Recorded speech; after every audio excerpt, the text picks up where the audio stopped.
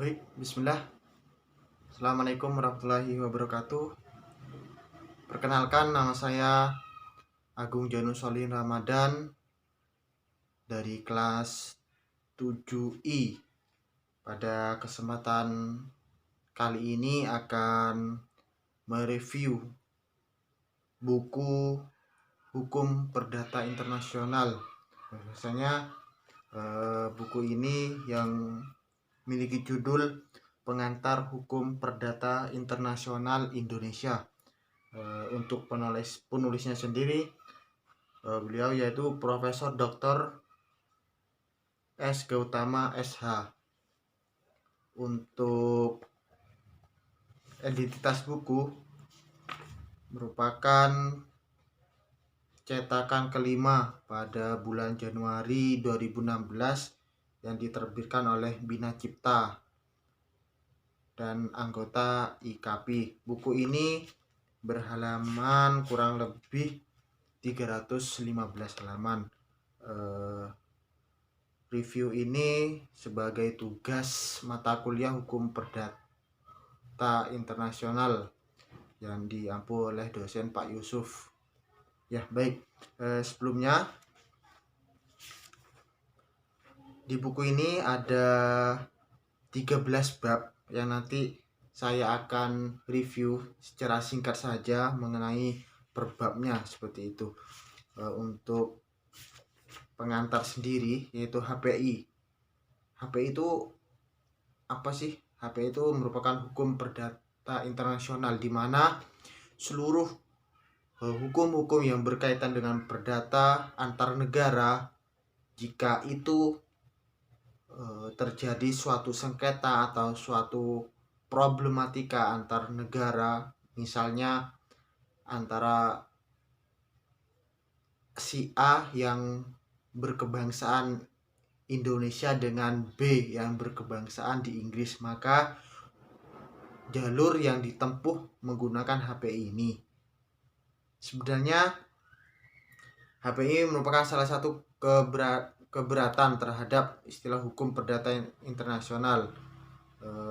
Kenapa kok internasional? Karena semua sumber-sumber yang digunakan untuk mengadilinya merupakan hukum internasional yang memiliki unsur-unsur atau negara yang bergabung dalam PBB yang mungkin bisa mengikutinya, dan juga tidak menutup kemungkinan juga bisa menggunakan hukum nasional yang telah diterapkan seperti itu.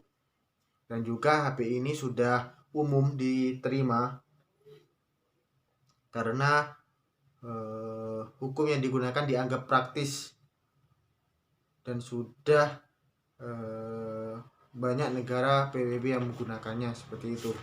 Dan juga HPI ini merupakan gabungan dari Code of Law, Code of Jurisdiction, Condition des Étrangers, dan Nationality. Seperti itu. Dilanjutkan. Dalam perumusan HPI dalam buku ini dijelaskan bahwasanya HPI dirumuskan keseluruhan peraturan dan keputusan hukum yang menunjukkan stelsel hukum manakah yang berlaku atau apakah yang merupakan hukum jika hubungan dan peristiwa-peristiwa antar warga negara pada suatu waktu tentu memeliharkan titik-titik pertalian dengan stelsel dan kaidah-kaidah hukum dari dua atau lebih negara yang berbeda dalam lingkungan tempat. Jadi dapat disimpulkan di sini yang ditekankan adalah perbedaan dalam lingkungan kuasa, tempat, dan soal-soal serta pembedaan dalam sistem satu negara dengan negara lain. Artinya ada unsur luar negerinya atau free element atau unsur asing. Seperti itu. Lanjut. di bab selanjutnya yaitu KPI ini juga membahas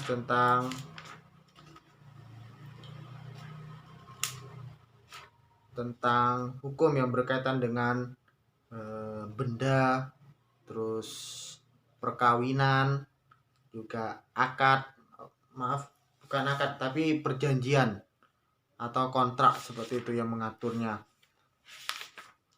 Dan juga warisan ya, semua problematika yang berkaitan dengan pewarisan, kontrak, perkawinan juga bisa diselesaikan dengan hukum HPI ini jika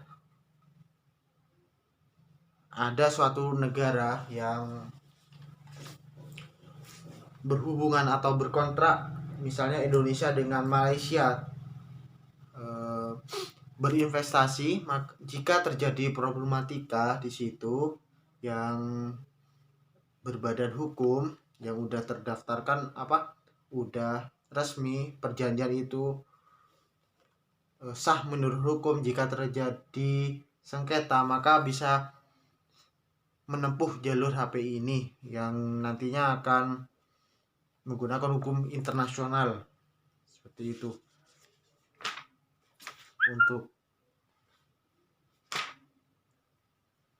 Dan juga ada bab yang mengatur tentang domisili. Seperti apa sih dalam domisili itu ada yang memiliki prinsip nasionalitas dan juga prinsip domisili. Yang dimaksud dengan prinsip domisili dalam buku ini yaitu semua negara-negara Inggris yang menganut sistem common law, yang juga dapat merupakan prinsip domisili. Lanjut,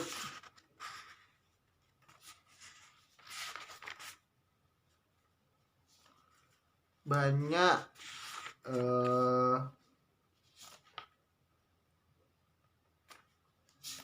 yang memilih untuk kenapa kok setuju dengan domisili atau prinsip tadi. Bahasanya yang pertama, hukum domisili ialah hukum di mana yang bersangkutan sesungguhnya hidup, di mana seorang sehari sungguhnya hidup sudah sewajarnya jika hukum dari tempat itulah yang dipakai untuk menentukan suatu personilnya. Maka dalam suatu sengketa maka yang digunakan ya hukum yang diterapkan di tempat itu. Kalau di Indonesia bisa dikatakan misalnya problem lokal kayak gitu, bisa menggunakan hukum adat. Itu yang pertama, alasan yang pertama. Alasan yang kedua, prinsip kewarganegaraan seringkali memerlukan bantuan domisili. Dari banyaknya prinsip-prinsip, misalnya prinsip nasionalis, prinsip kewarganegaraan dan prinsip domisili, ternyata prinsip kewarganegaraan juga memerlukan prinsip domisili. Ternyata misalnya ya, kalau terdapat perbedaan kewarganegaraan dalam suatu keluarga di mana suami istri mempunyai kewarganegaraan yang berlainan masing-masing, anak dan ayah juga bisa mempunyai kewarganegaraan yang tidak sama, terutama di waktu akhir di mana pihak istri dianggap sudah mempunyai hak yang sama dengan pihak suami. Seperti itu. Dalam hal perbedaan kewarganegaraan dalam keluarga antara suami istri, maka ternyata sukar untuk dipakai tetap kewarganegaraan ini sebagai faktor yang menentukan. Maka prinsip domisili yang membantu dalam hal ini. Oke. Yang selanjutnya, hukum domisili seringkali sama dengan hukum sang hakim. Terus yang keempat, alasan yang keempat, cocok untuk negara-negara dengan pluralisme hukum. Yang kelima, domisili menolong di mana prinsip kewarganegaraan tidak dapat dilaksanakan. Yang keenam, demi kepentingan adaptasi dan asimilasi dari para imigran.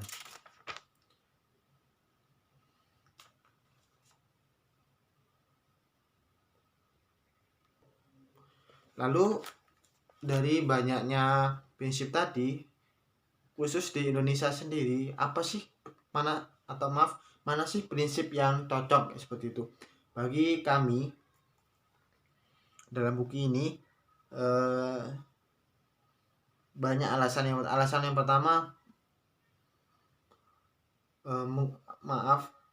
prinsip yang cocok itu menurut buku ini prinsip domisili.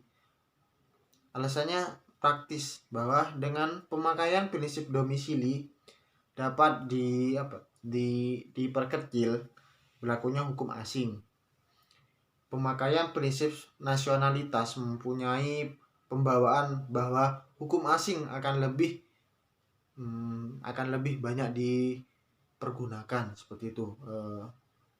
Alasan yang kedua, dalam cara berperkara sehari-hari di muka pengadilan, lazimnya menggunakan BW untuk semua orang yang dapat dimasukkan dalam golongan rakyat Eropa. Orang-orang ini berstatus WNI atau asing. Pemakaian prinsip domisili akan mensangsionir praktek hukum ini. Jika masih dipakai prinsip nasionalitas, maka praktek ini bertentangan dengan asas hukum yang berlaku. Jadi kenapa domisili diterapkan dan cocok diterapkan di Indonesia? Jika menggunakan prinsip nasionalitas, maka hukum-hukum yang ada di Indonesia, bahwasanya Indonesia menggunakan hukum Belanda, bukan hukum Belanda seperti itu. Terus alasan yang keempat, nyatalah praktek hukum sekarang ini adalah sejalan dengan praktek hukum dan administrasi hukum. Dan yang keempat, di Indonesia masih belum mempunyai cukup bahan-bahan bacaan untuk mengetahui dengan baik akan hukum asing, maka sangat diperlukan seperti dianggap cocok. Dan juga di Indonesia masih pluralisme hukum, banyak aneka warna hukum perdata yang disandarkan bukan saja pada perbedaan dalam golongan rakyat, tetapi juga antara golongan-golongan pribumi dan dari lingkungan hukum adat yang berbeda. Jadi banyaknya hukum adat, maka jika setiap daerah menerapkan hukum adat sendiri, maka hukum nasional, hukum akan kurang terjamak, yaitu kurang digunakan, lebih banyak menggunakan hukum adat. Itu. Dan juga sebagai negara imigrasi, maka secepat mungkin Republik Indonesia hendak melakukan asimilasi daripada orang-orang asing ini di zaman Hindia Belanda, karena kelahiran di sini berdasarkan asas ius soli atau asas daerah kelahiran. Menurut orang dijadikan kaulan negara Belanda dengan berlakunya Undang-Undang Kewarganegaraan Republik Indonesia nomor 62 tahun 1958 mulai 1 Agustus tahun 1968. Prinsip ius sanguinis yang dianut.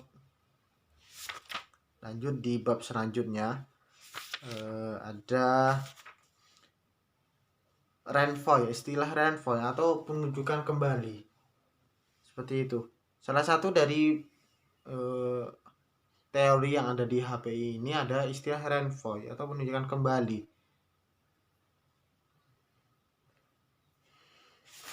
Penunjukan kembali.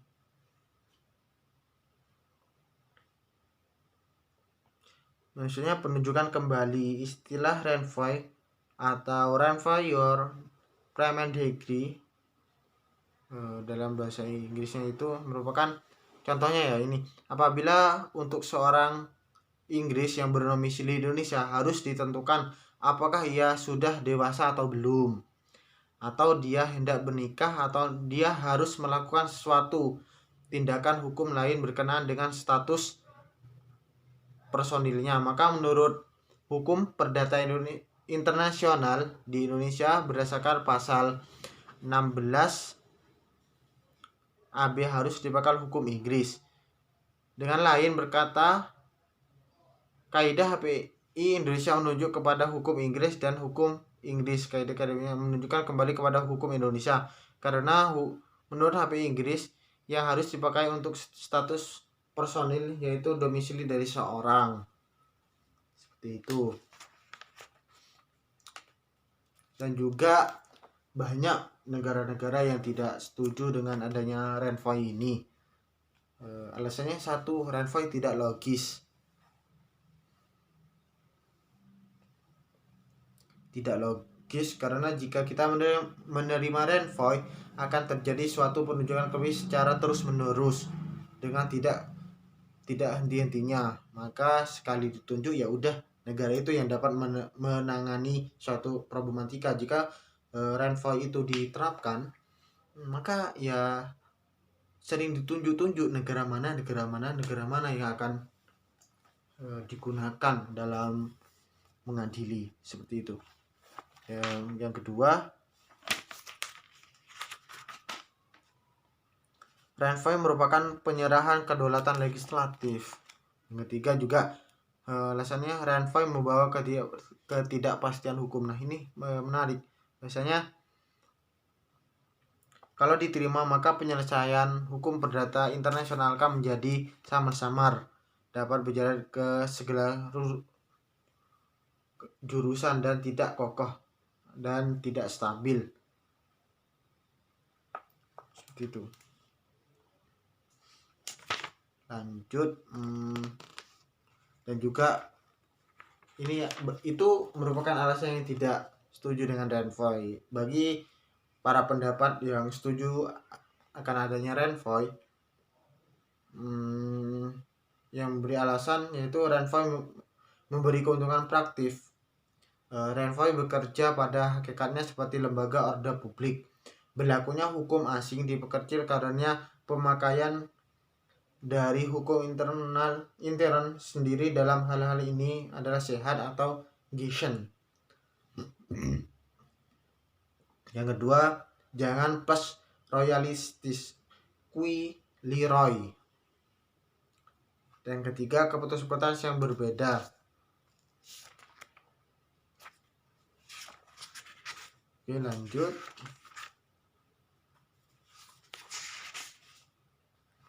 Bab selanjutnya itu bab kualifikasi ya. Kualifikasi itu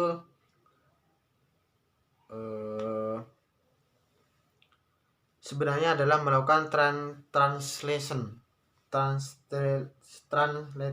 atau penyalinan yang dilakukan oleh istilah-istilah hukum. Faktanya pada dimasukkan dalam kotak-kotak hukum, kelas-kelas ruang atau kamar-kamar atau sebagai bagian hukum yang bersedia. Itu sepertinya persetujuan orang tua untuk menikah, dan juga mengenai benda bergerak atau tidak bergerak, masalah-masalah penentuan locus coercitus, seperti itu. Sekali yang membahas tentang kualifikasi ini. Lanjut ya, bab selanjutnya ada bab penyeludupan hukum yang berkaitan dengan ketertiban umum.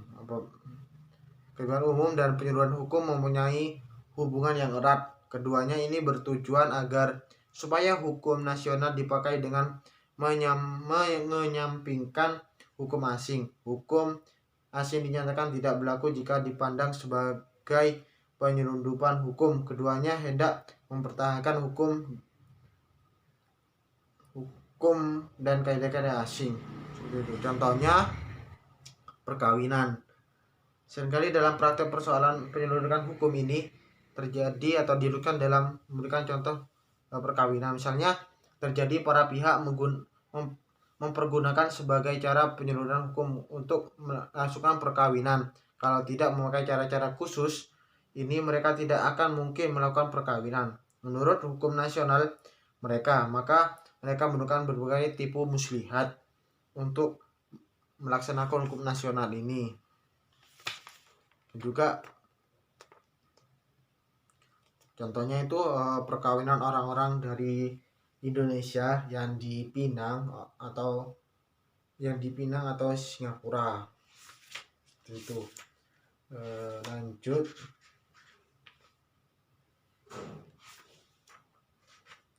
tentang ketertiban umum.